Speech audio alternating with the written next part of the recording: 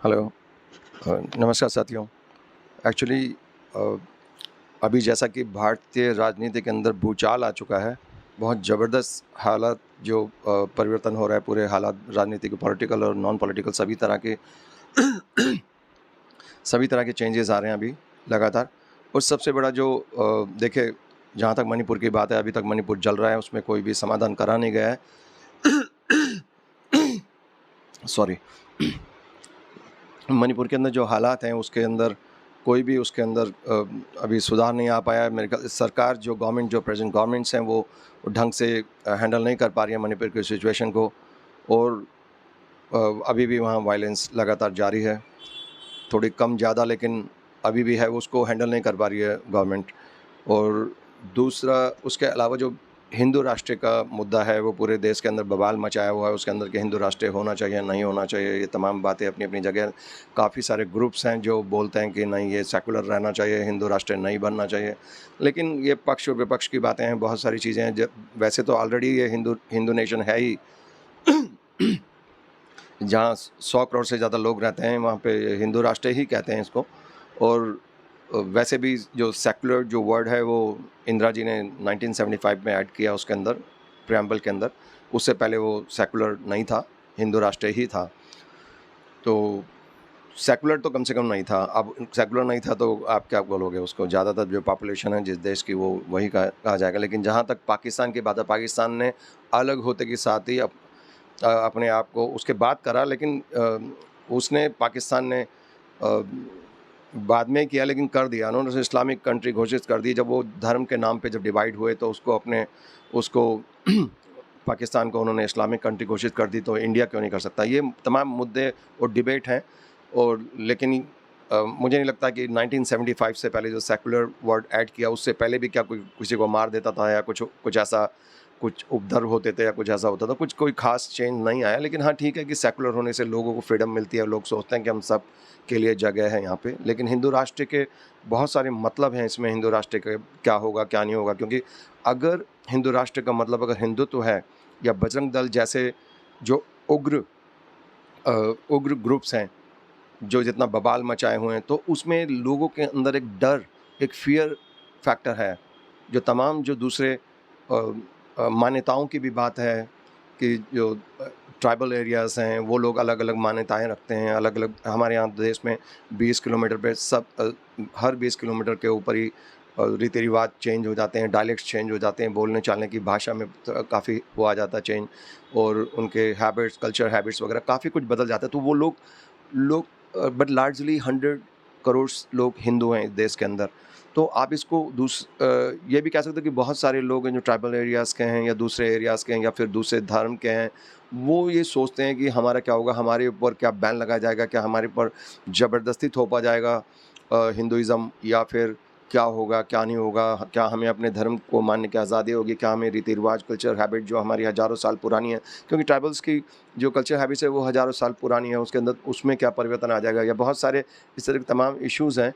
और उसके बारे में लेकिन उनके जो सरकार के जो कई लोग ये बात बोल चुके हैं कि हमें ट्राइबल रीति रिवाजों के साथ बिल्कुल भी छेड़छाड़ नहीं करी जाएगी, ना तो हिंदू हिंदू नेशन कॉन्सेप्ट में, ना ही जो यूसीसी का जो कॉन्सेप्ट है। तो अब देखिए, हिंदू राष्ट्र की जहाँ तक बात आती है, इस पे काफ़ी बवाल है, काफ़ी सारे संत इसके फेवर में आए हैं। बहुत सारे लोग जो एक्टिविस्ट हैं, जो सोशल एक्टिविस्ट वगैरह, उन्होंने काफ़ी तमाम बातें बोली हैं कि उसमें आम जनता का क्या होगा, आम जनता क्या सेफ़ रहेगी या उग्र रूप से ज़बरदस्ती करी जाएगी। क्योंकि मैंने देखा है कि कई केसेस के अंदर ऐसे भी हुआ कि उग्र जो पार्ट हैं उसके, बजरंग दल या दूसरे जो ग्रुप्स जो एसोसिएटेड हैं बीजेपी के साथ में, जो हिंदुत्व का, और जो शक्ति वाहिनी, दुर्गा शक्ति वाहिनी, तमाम इस तरह के ग्रुप्स हैं उग्र, वो लोग अगर अगर वो अब भी कई हिंदुओं को भी मारने लग जाते हैं, वो उनसे भी लड़ाई करने लग जाते हैं, क्योंकि उनकी समझ नहीं है पूरी तरह, they are not educated enough, actually they try to attack. वो एकदम से उग्र हो जाते हैं, तो उग्र फिर बाद में फिर सॉरी बोलने लग जाते हैं, हमें समझ में नहीं आया। अरे भाई, समझ में नहीं आया तो पहले समझ लो ना चीज़ों को। आप अटैक करोगे सब पे, किसी को जला दोगे, किसी को मार दोगे, किसी भी धर्म के लोगों को मार दोगे जल्दी जल्दी, तो वो बहुत भयंकर चीज़ हो सकती है। तो इसलिए लोगों के दिमाग के अंदर ये तमाम चीज़ें हैं कि ये बहुत गड़बड़ हो जाएगा। दूसरी तरफ अगर यूसीसी की बात करें तो यूनिफ़ॉर्म सिविल कोड की बात करें तो उसमें भी यही प्रॉब्लम्स आ रही हैं यूनिफ़ॉर्म सिविल कोड के अंदर कि बाकी जो मान्यताएँ हैं जो दूसरे ट्राइबल ज़ोन्स की काफ़ी सारे ट्राइबल्स लोग रहते हैं हमारे देश के अंदर, तमाम राज्यों के अंदर।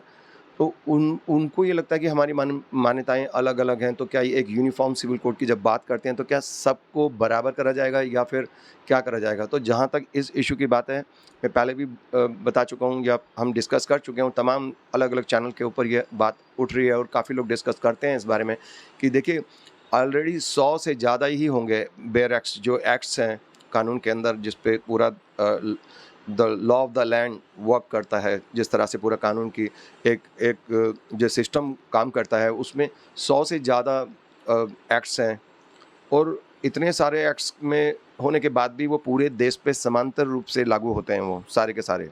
आईपीसी हो गया, सीआरपीसी हो गया, तमाम सबके लिए बराबर होते हैं। कोई मर्डर करेगा तो चाहे वो किसी भी धर्म का हो, उसे भुगतना पड़ेगा।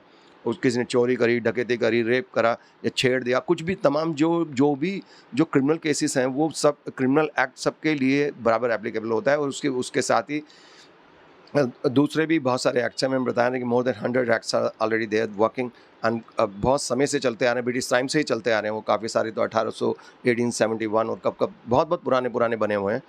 तो आईपीसी भी बहुत पुराना है, तो वो भी ब्रिटिश टाइम का बना, तो लेकिन मॉडिफिकेशन के बाद में अब चेंज, लेकिन मेन चीज़ ये है कि वो सब पे बराबर एप्लीकेबल हैं।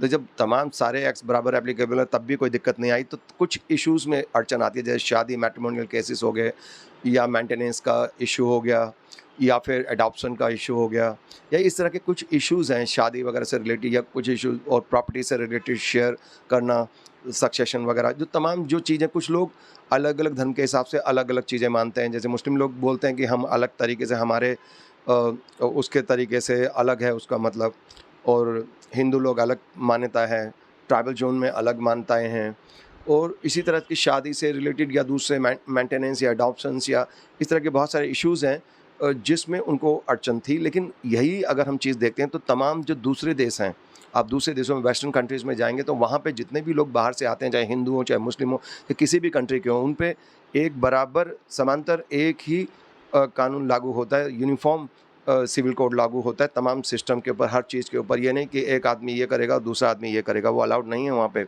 बहुत सारे देशों के अंदर अलाउड नहीं है, पूरे वेस्टर्न कंट्रीज़ में या दूसरे देशों के अंदर, और कई इस्लामिक देशों में भी अलाउड नहीं है। वो एक समांतर कानून ही मानना पड़ता है उनमें। अरबिक कंट्रीज़ में भी बहुत सारे देश हैं ऐसे। तो कहने का मतलब इससे कोई ख़ास फ़र्क नहीं पड़ने वाला कि किसी को डरने की वो नहीं है। लेकिन फिर भी अगर जैसा कि गवर्नमेंट की लॉबी ने बोला है कि हम ट्राइबल ज़ोन को डिस्टर्ब नहीं करेंगे, उसके ऊपर एप्लीकेबल नहीं होगा, वो दे माइट एक्सक्लूड देम। सो उस एंगल से अगर देखते हैं तो ट्राइबल जोन के अंदर जो एक अनरेस्ट था या एक रेस्टलेसनेस कह सकते हैं, अनरेस्ट की जगह एक रेस्टलेसनेस थी कि वो ये सोच रहे थे कि हमारा क्या होगा, ये होगा। तो तमाम कुछ लोग प्रोटेस्ट भी कर रहे थे। सो कई राज्यों के अंदर ऐसा हुआ है, प्रोटेस्ट भी शुरू हो गए थे, लेकिन अब वो क्लैरिटी जैसे जैसे क्लैरिटी बढ़ रही है यूसीसी पे भी, तो वो लोग शांत होते जा रहे हैं। लेकिन सबसे बड़ा बवाल जो है इस समय, बवाल जो मचा हुआ है जिसकी वजह से शेयर मार्केट आज 400 पॉइंट के करीब क्रैश हो चुकी है, 350-400 पॉइंट क्रैश हो चुकी है। हाँ, मॉर्निंग में जंप लगाया, ओवरऑल रिकॉर्ड पिछले दिनों बनाया लगातार 66,000 66,000 से भी पार करा, 67,114-17 के करीब पहुंच गया, टच करके वापस आया, क्रैश हो गया, अभी क्रैश हुआ पड़ा है। 350-400 पॉइंट नीचे गिरा हुआ है, लगातार नीचे जा रहा है। तो ये क्यों हुआ बवाल, ये एक्चुअली ये भूकंप क्यों आया है? तो पॉलिटिकल भूकंप जो आया है वो बेसिकली जो विपक्ष की जो मीटिंग बैंगलोर के अंदर हो रही है जो हुई है अभी, और उसमें उन्होंने जो डिसाइड किया था कि अपने गठबंधन का नाम उन्होंने इंडिया रख लिया था, इससे पूरा बवाल मचा है। मोदी जी जिस तरह से भाषणबाजी कर रहे हैं और अलग अलग समारोह में जाके वो सिर्फ यही मुद्दा उनके दिमाग में घुसा हुआ है, वो लगातार यही बोल रहे हैं। लेकिन लगातार बोलते वक्त भी उनके हाथ कांप रहे थे, वो उंगली ऐसे ऐसे जरूर कर रहे थे लेकिन कांप रहे थे, अंदर से वो डिस्टर्ब हो चुके हैं बहुत बुरी तरह से। जो विपक्ष ने जो क्लस्टर बम फोड़ा है, क्लस्टर बम फेंक दिया है, उसमें तिलमिला गए बीजेपी के और सरकार के सारे नेता घबरा गए। लेकिन उनको ये नहीं लग रहा कि कौन गलत सलत ना बोल दे, तो इसलिए उन्होंने प्रधानमंत्री जी को आगे किया। तो प्रधानमंत्री देखते हैं जिस हिसाब से वो लगातार घबराते हुए दिख रहे हैं, बहुत बुरी तरह डरे हुए लग रहे हैं वो, तो मुझे लगता है कि ये बम बहुत खतरनाक हो सकता है। लेकिन जो अब देखिए, सीधी सीधी बात है कि कोई भी उसकी बुराई करेगा कि तो वो क्या बोलेगा कि यही बोलेगा कि भैया इंडिया ने ये करा, इंडिया ने वो करा। तो अगर आज हम ये बात बोलते हैं कि मोदी जी ने इंडिया को बुरा भला कहा, राइट। अब वो विपक्ष का ग्रुप का नाम, उन्होंने गठबंधन का नाम यही रख दिया, right, Indian national democratic inclusive alliance.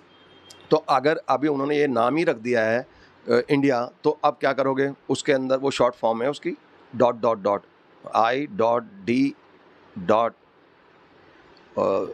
I.D.N.S ऐसे इंडिया, आई डॉट डॉट लगा के इंडिया बोला है।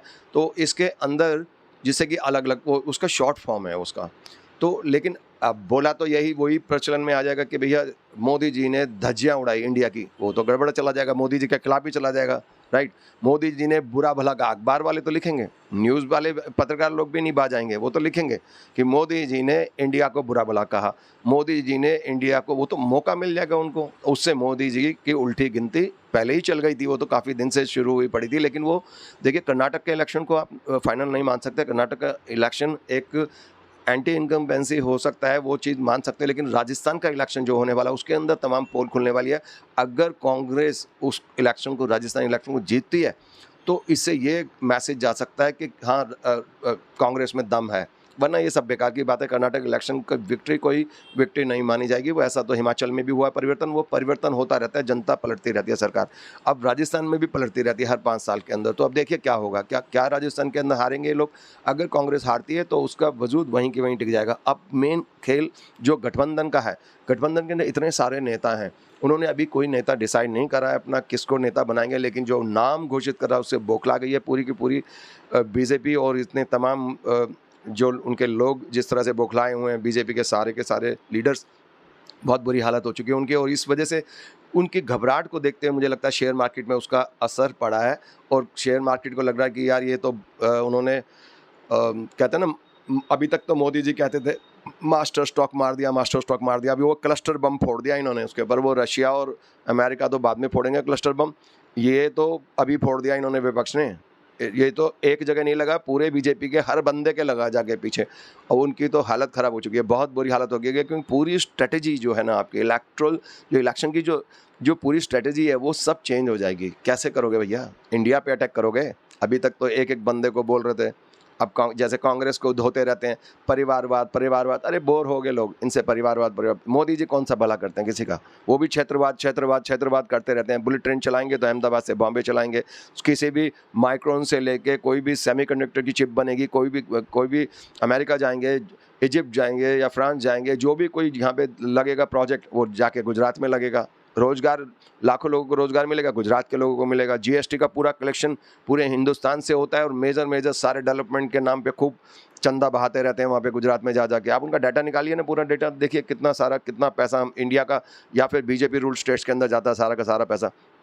ये गलत है ना। हिंदुस्तान पूरा देश देता है टैक्स, सारा का सारा देश दे। पूरे देश का विकास होगा कैसे? आप एक तरफ विकास की बात करते हो, दूसरी तरफ आप एक क्षेत्रवाद की बात करते हो, सिर्फ अपने परिवारवाद की बात करते हो, अपने क्षेत्रवाद की बात, आप वहीं तक सीमित है।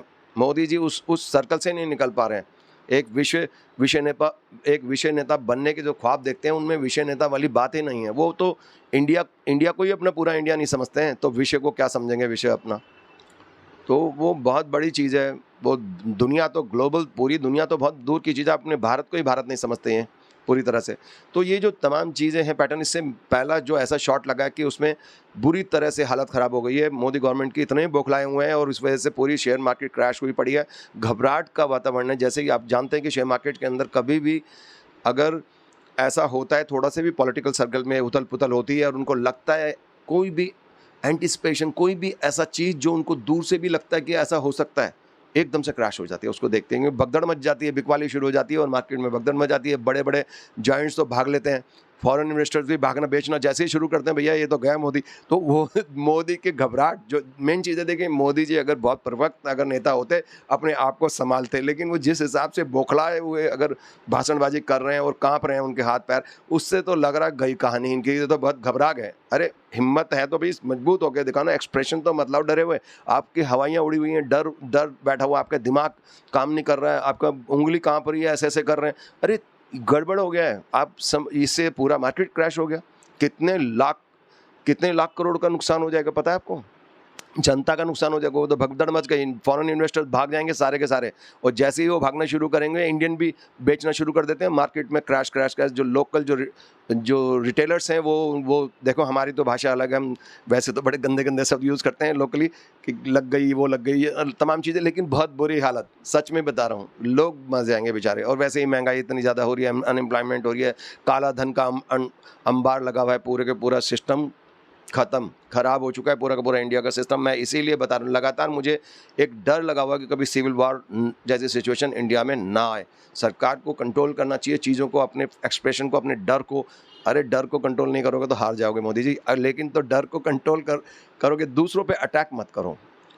अटैक जो आप फिजिकल अटैक, अरे वर्बल बात करते रहिए, जो भी करते हैं, जो आपकी बुराई करते हैं, आप उस पर फिजिकल अटैक करोगे या ईडी वीडी के छापे मारोगे, वो सब आपके अगेंस्ट जाता है।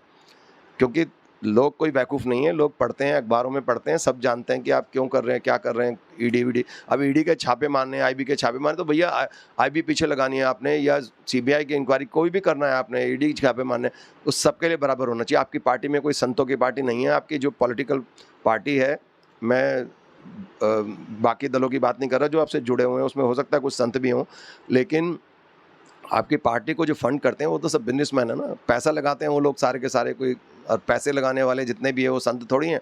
अड्डानी, अंबानी और दमानी जितने भी भरे पड़े हैं आपके उसके अंदर, आप अड्डानी पे अटैक होता है तो दमानी को अंबानी को आगे कर देते हैं, आप अंबानी पे अटैक होता है तो दूसरे को आगे कर देते हैं। अरे तो वो ये खेल तो सब जानते हैं पूरे इंडिया में। लेकिन जो भी है कि इस समय बीजेपी की हालत बहुत ख़राब है, शेयर मार्केट क्रैशिंग डाउन, हो सकता है शेयर मार्केट बाद में वापस आ जाए, क्योंकि उस पर अल्टीमेटली कोई ज़्यादा फर्क पड़ता नहीं है। एक दो बार क्रैश होती है, फिर आ जाती है, फिर क्रैश होती है, फिर वो कुछ दिन में फिर आ जाए, तो वो तो एक बिजनेस है। लेकिन उस एक बार क्रैश होने में भी कितने लाख करोड़ का इंडिया का, देश का नुकसान होगा। और फिर आप क्या बोलेंगे मोदी जी, इंडिया ने नुकसान करा दिया, इंडिया को बुरा भला कहेंगे, क्या बोलेंगे, फंस गए मोदी जी। तो अब क्या करोगे मोदी जी, अब स्ट्रेटेजी बनाइए, आप कैसे हैंडल करोगे इसको। अभी तो उन्होंने अपना नेता घोषित नहीं करा, लेकिन ये तमाम चीज़ें हैं कि अगर उन्होंने अपना नेता घोषित कर लिया कोई, उसमें अटक सकते हैं वो लोग। क्योंकि भैया चौधरी बने कौन, छापा बांधे कौन, पगड़ी कौन बांधेगा, तो फिर वही कहेगा जीतने के बाद के प्रधानमंत्री मैं बनूंगा, तो वही बात बोलेगा। अब नीतीश कुमार जी बनेंगे या लालू प्रसाद जी बनेंगे, कौन जो भी बड़े सीनियर, भाई सीनियर लीडर को ही लीड करने के लिए बोला जाएगा। ये तो होगा नहीं कि सीनियर लीडर बैठे रहें, तजुर्बेकार जो हैं लीडर बैठे रहें और जूनियर बंदे बोलें कि ये करो वो करो, वो पॉसिबल संभव नहीं हो सकता, आप भी जानते हैं। तो वहाँ पे फंस सकते हैं वो लोग, विपक्ष के लोग वहाँ फंस सकते हैं। जब उनको लीडरशिप चुनने की बात आएगी तो राहुल गांधी सबसे बड़ी पार्टी का, जितने इतने दिन से बौखलाए हुए हैं, भारत जोड़ो भारत तोड़ो तमाम यात्राएं कर रहे हैं, मणिपुर से लेके पॉलिटिसाइज कर रहे हैं, मैकेनिक के पास जा रहे हैं, ट्रक ड्राइवरों के पास जा रहे हैं, और फिर बाद में जाके चाहे हाथ धोते हैं वो डिटोल से, वो कौन जानता है उन तमाम चीज़ों को। लेकिन वो जो एक पीआर जो करा जा रहा है, उनका जो पब्लिक रिलेशन का जो काम किया जा रहा है, गरीबों के साथ फ़ोटो खिंचवाना, ये तमाम चीज़ें मैकेनिक के साथ दिखाना, उन बेचारे भोले वाले मैकेनिक को क्या पता कि ये क्या हो रहा है उनके साथ खेल। ये तो लोगों को इमोशनली ब्लैकमेल करा जा रहा है पूरे के पूरे। राहुल गांधी तमाम जगह पे जाके अपनी पीआर, जो अपनी रेटिंग बढ़ा रहे हैं अपनी, तो उस हिसाब से जो ब्रांडिंग कर रहे हैं वो हो सकता है भोले वाले इंडियन लोगों के ऊपर असर कर जाती है। कई लोग बेचारे देखते हैं, मान जाते हैं कि ज़्यादातर भोले हैं इंडिया के अंदर, बहुत ही इनोसेंट लोग हैं, वो गरीब लोग हैं, पढ़ने सरकारें देते ही नहीं, शिक्षा के ऊपर कंट्रोल, मतलब शिक्षा को बढ़ावा देती नहीं सरकारें, तो ज़्यादातर अनपढ़ लोग हैं बेचारे, उनको पता नहीं होता है, वो आ जाते हैं ऐसे फ़ोटो देख के चाल में। तो ये तमाम चाल, लेकिन यहाँ पे एक ट्विस्ट यही है कि अगर सबसे बड़ी पार्टी होने के नाते अगर राहुल गांधी अपने आप को आगे लाते हैं, और ऑब्वियसली कांग्रेस कोशिश करेगी उनको पुश करने की, क्योंकि जो कांग्रेस की पूरी जो लॉबी है, जो धंधेबाज लोग हैं, जैसे कि बीजेपी में भी भरे पड़े हैं, उसी से चलती है इनकी गवर्नमेंट, उनकी तो वो लोग पुश करेंगे राहुल गांधी का नाम डेफिनेटली। उनको तो वैकूफ़ आदमी चाहिए ना आगे। This is politics of mass, चेहरे पे चेहरे लगे हुए हैं। तो मोदी जी, ये चेहरे पे चेहरे उन्हीं के नहीं लगे हुए हैं, विपक्ष के लोगों के, ये बीजेपी के लोगों के भी लगे हुए हैं। आप भी जानते हो कितने चेहरे कहाँ कौन से लगे हुए हैं। तो ये चेहरों की राजनीति जो है, ये तो बीजेपी, कांग्रेस, आम आदमी पार्टी सभी ने लगाए हुए हैं। एक चेहरे पे कई चेहरे लगा लेते हैं लोग। आप डायलॉग बोल सकते हैं, लेकिन ये सच्चाई तो आप भी जानते हैं कि कितने चेहरे लगे हुए हैं बीजेपी के ऊपर भी। जो चेहरे दिखते हैं वो कोई और हैं, जो शासन, जो हुक्म बजाते हैं कि ये करो और वो करो, वो कोई और हैं। और कई बार मोदी जी दुखी होकर बोलते हैं मैं थैला लेके चला जाऊँगा, तो वो किसको बोलते हैं आप थैला लेके चले जाओगे? मैं दुखी हो गया तो थैला लेके चले, हम किसको बोलते हैं? आप तो अपनी लॉबी को ही बोलते हैं ना पीछे, वही दुखी करते हैं आपको, ये एजेंडा मत करो, ये एजेंडा मत करो। है ना? आप कोई समाज सेवा करना भी चाहते हैं तो वो कहते हैं बिजनेस बिजनेस बिजनेस, फिर आप बिजनेस पे आते हो तो समाज चिल्लाने लग जाता है पीछे। तो आप इसको बैलेंस नहीं कर पा रहे हो। अब ये एक मेन चीज़ है कि अगर राहुल गांधी का नाम उसकी कांग्रेस आगे पुश करती है कि इसको लीडर बनाया जाए, तो वो एक्सेप्ट होगा नहीं। गठबंधन की राजनीति के अंदर अभी तक कांग्रेस की तरफ से जो भी कदम अभी तक चलाए गए हैं उसके अंदर, अगर कांग्रेस में अपना दम होता है अपने आप को चलाने का तो अपने आप को चला लेते हैं। अगर इतने बड़े गठबंधन को इतने सारे लीडर, एक से एक घाघ लीडर्स हैं वो सब के सब। अब मैं ये शब्द यूज़ नहीं करना चाहता जो कि जनता करती है कि छठे छटाएँ हैं सारे के सारे, तो वो तो छठे छाटे का मतलब सेलेक्टेड, गलत मत समझना आप इस चीज़ को। तो वो सारे के सारे, केजरीवाल जी अलग एक मास्टरपीस हैं, नीतीश कुमार जी तो है ही, आपको पता है बिहार के किंग है वो इस समय। वो चाहे इधर की सरकार आए, चाहे बीजेपी की सरकार आए, चाहे किसी की भी सरकार आए, वो तोड़ मरोड़ के चीफ सीएम बन जाते हो। और उन्होंने सबको सेट किया हुआ वहाँ पे, तेजस्वी यादव, लालू प्रसाद यादव। अब किसको बनाएंगे आप? लालू जी को बनाएंगे? मुलायम सिंह जी तो रहे नहीं। तो अब लालू जी बड़े समझदार और इंटेलिजेंट हैं, पुराने दिग्गज नेता हैं, उनको अगर आपने बनाया और वो इलेक्शन जीत गए तो उनकी उम्मीदवारी भी बनती है फिर प्रधानमंत्री पद के लिए। ऐसे में नीतीश कुमार जी तोड़ मोड़ करके अपने आप को स्थापित करेंगे कि लालू जी की तबीयत भी खराब रहती है, सीनियर लीडर हैं और तमाम केसेस भी उनके खिलाफ, चारा घोटाला, ब्ला ब्ला ब्ला, बहुत सारी चीज़ें उनके, ईडी भी पीछे पड़ी है। तो अब ये इन तमाम चीज़ों को देखते हुए नीतीश कुमार जी ही निकल के आते हैं, उभर के आते हैं। और एक तरफ चंद्रबाबू नायडू से लेके चंद्रशेखर राव तक वो भी आ सकते हैं आगे, लेकिन उनकी पूरे इंडिया के अंदर पैन इंडिया लेवल पे उनकी ब्रांडिंग नहीं है और उनकी एक्सेप्टेंस नहीं है। बेसिकली जो लोकल पब्लिक एक्सेप्टेंस होती है वो नहीं है उन लोगों की। अभी साउथ के लीडर्स की, उनको बेचारों को वहीं पे छोड़ दिया जाता है। साउथ में अलग अलग राज्य में ही वो बस ग्रो करते हैं और वहीं तक रुक जाते हैं। ये बहुत दुख की बात है कि इंडिया में देवगौड़ा साहब के, उसके कुछ लीडर इक्के दुक्के यहाँ पे प्रधानमंत्री बने। अभी तक ज़्यादातर लोग जो भ्रष्ट और सबसे क्रिमिनल जो बेल्ट है, यूपी, मध्य प्रदेश, बिहार, यहीं से सारे प्रधानमंत्री बने। आप देखिए कितने सारे प्रधानमंत्री, नेहरू जी से ले, नेहरू जी, इंदिरा जी, राजीव गांधी जी, ये सब के सब तमाम जितने भी लीडर, और चंद्रशेखर जी, तमाम लीडर जो चौधरी चरण सिंह जी, है ना। अब मुरारी देसाई जी उधर महाराष्ट्र से आए, लेकिन इक्के दुक्के आए हैं थोड़े बहुत। बाकी समय तक ज़्यादातर हिंदुस्तान के अंदर आज अभी मोदी जी आए हैं उधर से, गुजरात से, देवगौड़ा जी थे कर्नाटक से, लेकिन ज़्यादातर इन्हीं बेल्ट से आते हैं, क्रिमिनल बेल्ट से। वो अपना गड़बड़ करके क्रिमिनलाइजेशन जो पॉलिटिक्स का, राजनीति का जो अपराधीकरण करा हुआ है, उसमें तमाम जो अच्छे लीडर्स होते भी हैं साउथ के अंदर, उनको प्रमोट नहीं करा जाता। बेचारे वहीं पे बड़े होके, वहीं ग्रो करके वहीं ख़त्म हो जाते हैं। अब जो करुणानिधि सर की बात कर लीजिए, या फिर आप नवीन पटनायक जी के जो फादर थे बीजू पटनायक जी, तमाम बड़े बड़े लीडर भी वहीं पे पनप के वहीं ख़त्म हो गए। वो तमाम, उनमें पॉसिबिलिटीज़ थी, बहुत सारे लीडर के अंदर पॉसिबिलिटी थी। जयललिता को भी लाया जा सकता था, और उनसे पहले श्री रामचंद्रन थे। बहुत सारे लोग थे, साउथ के भी अच्छे अच्छे लीडर रहे हैं। पहले हमारे देश की स्वतंत्रता संग्राम के अंदर जो हमारा जो फ्रीडम स्ट्रगल रहा है, उसके अंदर साउथ इंडिया से भी बहुत सारे बड़े बड़े नाम थे, ये आप तमाम लोग जानते हैं। लेकिन आज की डेट पे उनको साइडलाइन कर दिया गया है, उनको नहीं उभरने दिया जाता। लेकिन उसके पीछे सबसे बड़ा गड़बड़ी है कि उनकी पैन इंडिया लेवल पे इमेजिंग नहीं है, उनकी ब्रांडिंग नहीं है, और ये यहाँ पे हर तरह के हथकंडे अपनाते हैं। मैं नहीं कहता कि वो सारे लोग साउथ में जितने भी लीडर हैं वो संत हैं, ऐसा नहीं कह रहा मैं, लेकिन उनको भी एक बराबर मौका मिलना चाहिए। इस देश को एक रूपता में देखना जरूरी है। एक प्रॉपर विज़न होना चाहिए पैन इंडिया लेवल पे, पॉलिटिकल विज़न, जो किसी भी राज्य और किसी भी लीडर से अलग हो। एक नेशनल लेवल पे एक विज़न होना चाहिए कि पूरे देश के लोगों को आगे लाने के लिए तमाम बारी बारी से सभी को चांस मिलना चाहिए। साउथ के लोगों को भी चांस मिलना चाहिए। नॉर्थ ही नॉर्थ, नॉर्थ ही नॉर्थ, वो सही नहीं है मेरे हिसाब से, सही नहीं है। लेकिन आप देखोगे देश में तो सब कुछ उल्टा पुल्टा ही होता रहता है, उनके लोगों को चांस ही नहीं मिलता। उड़ीसा के लोगों को, कितने सारे अलग अलग राज्य में भी लोग हैं। नवीन जी बड़े अच्छे लीडर हैं अपने आप में, उनको हिलाना बहुत मुश्किल है। तमाम कोशिशें बीजेपी कर चुकी है वहाँ पे, जो भी इनके हथकंडे आजमा के कि वहाँ कुछ उथल पुथल हो जाए, कुछ सीटें वहाँ से निकल आए, कुछ सीटें तमिलनाडु से निकल आए, क्योंकि इनको पता कि जो बीजेपी बहुल राज्य हैं जिनमें वो पहले ऑलरेडी जीत के आ चुके हैं, उसके अंदर गड़बड़ होने वाली है। उन तमाम राज्यों के अंदर जरूरी नहीं कि उतनी ही ज़्यादा सीटें उनको लोकसभा में मिल जाए जितनी पहले मिली थी। तो ये इसलिए इनको लग रहा है कि डर रहे हैं कि कुछ ना कुछ गड़बड़ तो होगी, कि जितनी मिली थी उससे थोड़ी भी कम, 20-25 भी कम, 20-25% की बात कर रहा हूँ, 20-25% भी कम मिली तो इनकी भरपाई कहाँ होगी। अब नॉर्थ ईस्ट के राज्य तो थोड़ी-थोड़ी सीटें हैं, इक्की दुक्की सीटें उनमें। अब ज़्यादातर जो सीट हैं उनमें भागेंगे वो लोग, स्टालिन की सीटों में सेंध मारेंगे, तमिलनाडु पहुँचे, नवीन पटनायक की उड़ीसा के अंदर पहुँच गए, वहाँ पे सेंध मारेंगे।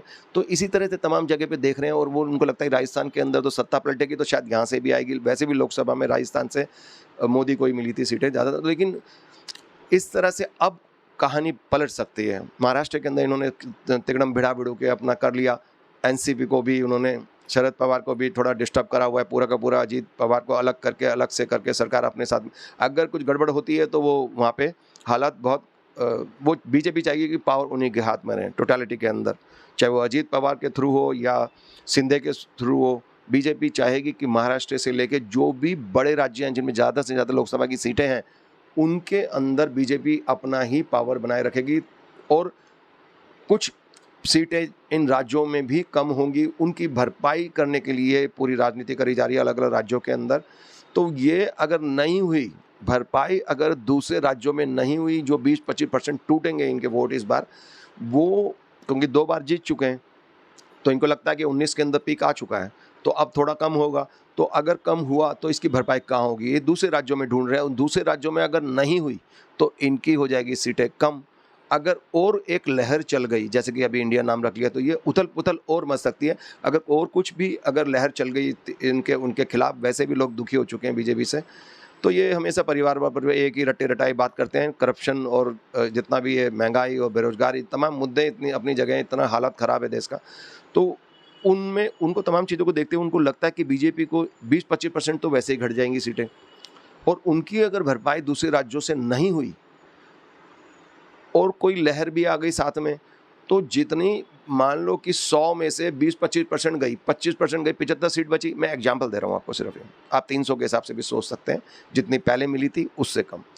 तो अभी 20-25% तो कम हो जाएगी, 75% बची। अब 75% में भी कोई लहर चल गई या कुछ ऐसा एजेंडा हो गया जैसा कि विपक्ष ने बनाया कि 1 टू 1 लड़ने का, कि भैया एक को एक पकड़ के पटके मारेगा, तो वो उसमें दूसरा कोई बीच में नहीं आएगा, उसमें भी बीजेपी जाने के पूरे चांस हैं, क्योंकि अलग-अलग राज्यों में क्षेत्रीय पार्टियां बहुत मजबूत हैं। इसलिए ये खतरनाक दाव है, उसलिए मोदी जी बौखलाए पड़े हैं और अब इन्होंने ये शॉट मार दिया इंडिया का। अब देखिए बिहार में नीतीश कुमार जी स्ट्रांग है, दूसरे राज्य में योगी जी हो सकते हैं यूपी के अंदर, लेकिन दूसरे भी थोड़ी बहुत सीटें तो आती हैं, दूसरे अखिलेश यादव हैं या मायावती जी हैं, उन तमाम लोगों के पास भी थोड़ी बहुत सीटें आती हैं। और जो दूसरे राज्य हैं जो अपने दम पे राज्य चला रहे हैं, उनकी तो पकड़ है ना वहाँ पे। चंद्रशेखर जी हो गए, जगन रेड्डी जी हो गए, या फिर नवीन पटनायक जी हो गए, या फिर नीतीश कुमार जी, तमाम स्टालिन जी हो गए, इनकी अपनी पकड़ है उन राज्यों के अंदर, तभी ये सीएम बने हुए हैं इतने समय से। और इनके अंदर जो विधायक, अगर ये एमएलए लेवल के ऊपर इनकी पकड़ है, तो वो एमपी के लेवल पे भी कर सकते हैं उलट-पेट। अगर उनका एक गठबंधन, मजबूत गठबंधन जनता को नज़र आता है कि हाँ, ये लीड कर सकता है, ये देश को चला सकते हैं, ये सब अच्छा लाया है, तो वो बीजेपी को छोड़ देंगे। इन राज्यों के जो मैं बता रहा हूँ, जो बड़े-बड़े राज्य हैं, जैसे पंजाब में भी अलग सरकार बनी हुई है, बीजेपी की सरकार नहीं है। तो इन तमाम राज्यों के अंदर जो अलग-अलग जो राज्य हैं और मोस्ट पॉपुलेटेड राज्य हैं यहाँ पे, तो वो हो सकता है बीजेपी को ना दें, और उस पे पूरा का पूरा क्रैश हो जाएगा। शेयर मार्केट की तरह बीजेपी का ग्राफ भी क्रैश हो जाएगा, और ये समझ लीजिए 75% से भी वो 40-30% पे वापस आ सकती है। ये बहुत बड़े चांस है, 20-25%। अगर ये विपक्ष का पहला क्लस्टर बम तो फोड़ दिया इन्होंने, सबके बीजेपी के सारे नेताओं पे जाके लगा है। और अभी अगर ये एजेंडा पूरा 1 टू 1 वाला कामयाब हो जाएगा, और होने के पूरे चांस हैं इसके, अलग-अलग राज्यों में अलग-अलग लीडर जो इनके अंदर मिले हुए गठबंधन के, वो बहुत मजबूत हैं, वो वहाँ पे चेंज बदलाव ला सकते हैं। उस हिसाब से 20-25% अगर बीजेपी की सरकार क्रैश हो जाएगी, 20-25% वोट भी नहीं मिल पाएंगे इनको, इनका पैट वोट्स है 28 से लेके 30-32%, 34% जो वैसिलेट करता रहता है, वो भी ना मिले, ये भी हो सकता है, क्योंकि एक लहर चल गई तो फिर कहानी खराब। लेकिन अभी मेन मुद्दा यह है कि गठबंधन लीडर अपना किसको चुनेगा, और उसकी पूरे पैन इंडिया लेवल पे कितनी एक्सेप्टेंस है, और इनके बेसिक मुद्दे क्या होंगे, किन मुद्दों के ऊपर ये इलेक्शन लड़ेंगे, क्या वो जनता में पॉपुलर हैं वो मुद्दे, क्या जनता उन मुद्दों को देख के इनको वोट देगी, ये तमाम चीज़ें अभी ये विपक्ष तैयारी, क्योंकि उसमें घाघ लीडर हैं, बहुत सारे खतरनाक लीडर्स हैं, तो वो भी सारे के सारे कलाकार हैं, केजरीवाल जी, नीतीश कुमार जी, तमाम लोग हैं जो ये भी तिकड़म भिड़ाएंगे, कुछ ऐसा एजेंडा लाएंगे, कुछ ऐसी चीज़ें लाएंगे। मुझे लगता है कि तमाम जितने भी राज्य हैं, इन चीफ मिनिस्टर्स के अलग अलग राज्यों के अंदर जो इनके एजेंडा है, जिनकी वजह से लगातार इनकी सरकार बनी हुई है वहाँ पे उन राज्यों के अंदर, उनसे मिलते जुलते सारे मुद्दों को एक करके एक ये इनका मैनिफेस्टो बनेगा। जहाँ तक मुझे लगता है जो अच्छे काम हैं केजरीवाल जी के हों या नीतीश कुमार जी के हों या अलग अलग नवीन पटनायक जी के अच्छे काम हों, और या फिर चंद्रशेखर राव जी के, या फिर जगन रेड्डी जी के, तमाम स्टालिन जी के, हर बंदा कुछ ना कुछ अच्छे काम तो करता ही है जिस वजह से वो लगातार सत्ता में रहता है। हाँ, हो सकता है कि उसमें कुछ मुद्दे ऐसे होंगे जो समांतर हैं, सभी जगह इक्वल एक जैसे ही होंगे, उनको भी रख सकते हो आप, क्योंकि वो पॉपुलर मुद्दे हैं और उन्हीं की वजह से सब लोग राज्य के अंदर सत्ता चला रहे हैं, तो वो भी रखे जा सकते हैं। और उसके अलावा बाकी बेस्ट सारे मुद्दे इकट्ठे भी करे जा सकते हैं, और कुछ एक जो समांतर मुद्दे हैं सभी जगह चलते हैं, पूरे देश के अंदर चलते हैं, वो तो रखिए, उसके अलावा भी कुछ ऐड कर सकते हैं, कुछ नए ऐड करे जा सकते हैं, तो उससे जिससे कि बीजेपी चारों खाने चित हो जाए। अभी तो उनकी टांगें काँप रही हैं, हाथ काँप रहे हैं, जबान काँप रही है और दिमाग भी उनका संतुलन से आउट हो चुका है। ऐसे के अंदर वो कोई ना कोई डिसीजन ले सकते हैं। मानसून सत्र अभी शुरू होने वाला है और बहुत कुछ बवाल भूचाल आ सकता है। देखिए, उस जल्दी में वो हिंदू राष्ट्र भी घोषित कर सकते हैं, यूसीसी, क्योंकि करना क्या है, एक सेकुलर शब्द ही तो हटाना है। देखा जाएगा, कर तो सकते ही हैं ना भैया। डरता हुआ बंदा कुछ भी करता है, उनको पता कि हार तो रही हैं, कुछ ना कुछ कर जाओ। अब ये हिंदुत्व का उनका जो कार्ड है, हिंदू कार्ड कह सकते हैं उसको, बेसिकली हिंदुत्व मैं नहीं कहना चाहता, हिंदू कार्ड कह लीजिए। हिंदू कार्ड अगर वो प्ले करते हैं और नेशनलिज्म का कोई कार्ड प्ले कर दिया तो वो बहुत भारी पड़ सकता है और वो विपक्ष को भी हिला सकता है। और अभी तो इस मुद्दे के ऊपर भी बात चलेगी, अभी तमाम इशू आएंगे कि क्या अलाउ करा जाना चाहिए इंडिया नाम और नहीं, क्योंकि उसमें बहुत सारी गड़बड़ होगी। कोई भी विपक्ष के नेताओं की बुराई करेगा, और डेफिनेटली इतने सारे लीडर हैं, कोई संत नहीं है विपक्ष में भी, वो सारे के सारे लीडर, उनकी जनता बुराई भी करती है, उनके काम की भी बुराई करने की जनता को, ये एक उनका अधिकार है जनता का कि कोई भी नेता, कोई भी सरकार गलत काम करती है तो उसके खिलाफ में उसकी बुराई करने का और क्रिटिसाइज़ करने का ये राइट है। और ये मिलना चाहिए जनता को, right to expression, right to speech and freedom. तो ये ज़रूरी है, कॉन्स्टिट्यूशनल राइट्स हैं, ये मिलने चाहिए जनता को, बोलने का हक है। तो वो अगर क्रिटिसाइज़ करेंगे तो इंडिया को करेंगे क्या? वो बोलेंगे कि इंडिया, और फिर एक तरफ मीडिया चला रहा है इंडिया वर्सेस भारत, ये भी गलत है। आप भारत को ही भारत में लड़ाएंगे, अपने देश को भी नहीं सोचेंगे, अपने देश की भी धज्जियाँ उड़ाएंगे, गाली बकेंगे अपने देश को भी। सिर्फ वोट चाहिए, सत्ता चाहिए आप लोगों को, पैसा चाहिए आपको, अय्याशियाँ चाहिए आप लोगों को। क्यों आखिर? ये इंडिया नाम इसलिए डिस्प्यूटेड है, और मेरे ख्याल से ये मास्टर स्ट्रोक जरूर है। मैं मानता हूँ कि बीजेपी बौखला गई है इस मास्टर स्ट्रोक से, लेकिन ऐसा नाम एक सही नहीं लगता, अनैतिक लगता है, क्योंकि देश के ऊपर जो भी बुराई करेंगे वो इंडिया की बुराई करेंगे। तो मैं मानता हूँ कि ये मास्टर स्ट्रोक है, वो बीजेपी बुराई करेगी तो बीजेपी फंसेगी, लेकिन जनता भी तो बुराई करती है सरकार की पॉलिसीज़ की। सो एक्टिविस्ट भी बुराई करते हैं गवर्नमेंट्स की, कोई भी गवर्नमेंट हो, उनकी पॉलिसीज़ की वो भी करते हैं। तो क्या बोलेंगे, क्या इंडिया की बुराई करेंगे वो लोग? ये गलत है। तो इसलिए हो सके तो इस नाम को चेंज करें विपक्ष, कोई और नाम। जब मास्टर स्ट्रोक आप मार ही सकते तो कोई और मार लो यार, इंडिया को क्यों लपेट रहे हो? वो सही नहीं है शब्द, वो नैतिकता के आधार पे। और मुझे लगता है काफ़ी सारे लोग इसके खिलाफ कोर्ट भी चले जाएंगे। जनता की आहत हो सकती हैं भावनाएं, एक जो राष्ट्रीय, एक जो देशभक्ति है, उनकी भावनाएं आहट हो सकती हैं बहुत सारे लोगों की। और आई एम श्योर कि बीजेपी की पूरी लॉबी है, वो भी जाएंगे, और बहुत सारे लोग जा सकते हैं कोर्ट के अंदर। एक कोर्ट में मामला फंस सकता है इस नाम का रखने का, और इस पे तमाम केस चल सकता है, लंबा खिंच सकता है, और कई साल तक अगर ये केस चला तो विपक्ष इस नाम को कैरी ऑन नहीं कर सकता, क्योंकि सब जुडिस मैटर हो जाएगा, कोर्ट चले जाएगा तो फिर नहीं रख सकता, फिर तब तक रुका रहेगा, तो फिर इलेक्शन कब लड़ेंगे आप? तो मैं कोई राय वाय नहीं दे रहा हूँ ये वाली, लेकिन हाँ, ये ऐसा हो सकता है, पॉसिबिलिटीज़ बता रहा हूँ, ऐसा हो सकता है और ऐसा होता है। जब छोटे छोटे केस के लिए लोग कहाँ कहाँ पहुँच जाते हैं। राजनीति में जो कानून को, जुडिशरी को इस्तेमाल करा जा रहा है टूल्स की तरह, वो ज़रूर करा जाएगा, इस मुद्दे पे भी करा जाएगा। जब ईडी को इस्तेमाल करा जाता है, आईबी को और सीबीआई, तमाम एजेंसीज़ को इस्तेमाल करा जा सकता है, तो जुडिशरी भी हो ही रही है लार्जली। और जैसे भी कह लीजिए, तमाम मुद्दे हैं, आप जानते ही हो कि कैसे इस्तेमाल करा जाता है जजेस का, और जो सत्ता की लॉबी कैसे जुडिशरी को मैनिपुलेट करती है या यूज़ करती हैं, जो भी है, व्हाटएवर टर्म्स, एंड मैं उसमें नहीं जाना चाहता। तो इस समय गड़बड़ तो है, ये नाम चेंज करना चाहिए मेरे ख्याल से, मैं ये समझता हूँ, क्योंकि लोग कोर्ट में जाएंगे और ये विवादित है, ये 100% विवादित नाम है। इंडिया नाम किसी का भी मोनोपोली नहीं हो सकता, चाहे वो शॉर्ट फॉर्म में हो, चाहे कैसे भी बोला तो इंडिया ही जाएगा। जैसे आप बोलते हैं आम आदमी पार्टी को, तो वो उसी तरह गड़बड़ है। तो ये जो भी भारत का नाम, किसी कंट्री का नाम, अगर लॉ के एंगल से समझते हैं तो किसी कंट्री का नाम कोई भी नाउन हो, या फिर कोई भी ऐसा कंट्री का नाम हो, राज्य का नाम हो, या कॉन्टिनेंट का नाम हो, इस तरह के कोई भी जो राज्य होते हैं, महाद्वीप के हो गए, देश के हो गए, या राज्यों के हो गए, या जो जो इस तरह के नाउन्स होते हैं जो कॉमन मैन के डोमेन में आते हैं, हर इंसान के लिए हर किसी का राइट, अधिकार है उन नामों के ऊपर।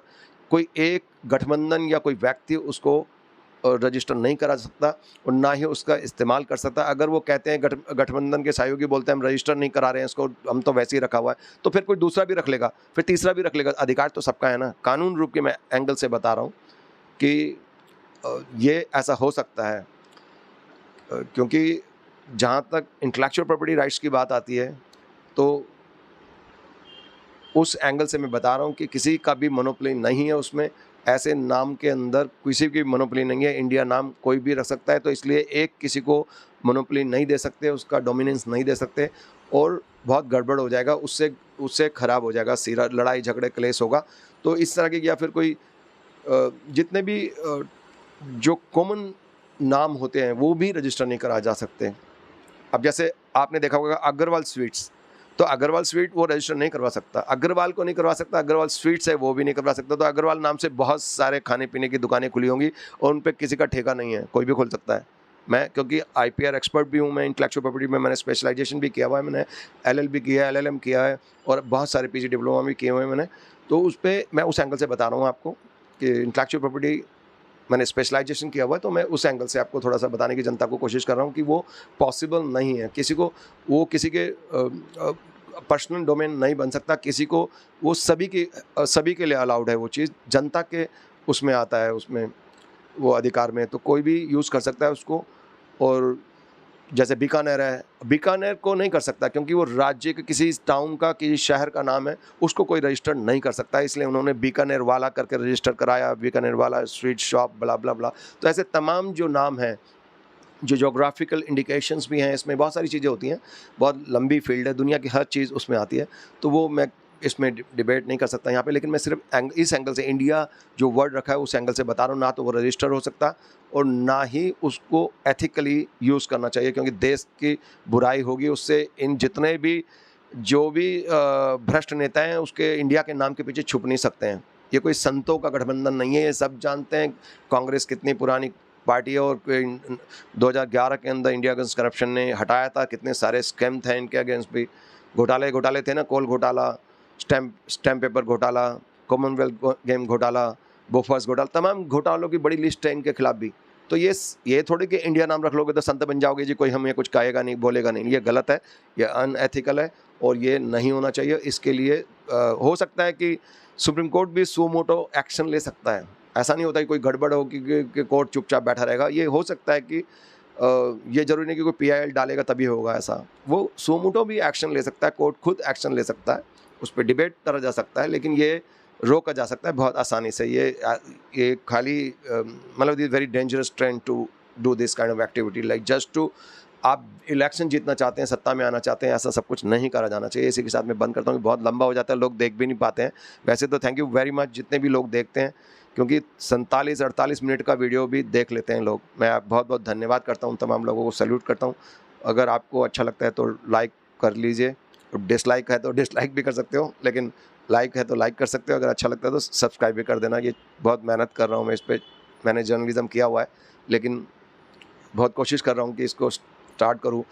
लॉ भी किया, जर्नलिज्म भी किया, कुछ काम नहीं आ रहा है। सोचा कि यूट्यूब पे कुछ कर सकूं। कितना भ्रष्टाचार है पूरे देश के अंदर, आप जानती हो, जुडिशरी से लेके हर जगह पे कर चुका, प्रैक्टिस वगैरह कुछ काम नहीं आती है, खर्चा भी नहीं चल पाता है। 90% वकीलों की प्रैक्टिस भी नहीं चल पाती है, वो सिर्फ इधर उधर से जोड़ तोड़ एक दूसरे को इस्तेमाल करते हैं कि आप मेरे केस में बोल दीजिए, आप मेरे केस में बोल दीजिए। मैं सॉरी, मैं इसके पोल नहीं खोलना चाहता किसी की भी, लेकिन ये सच है।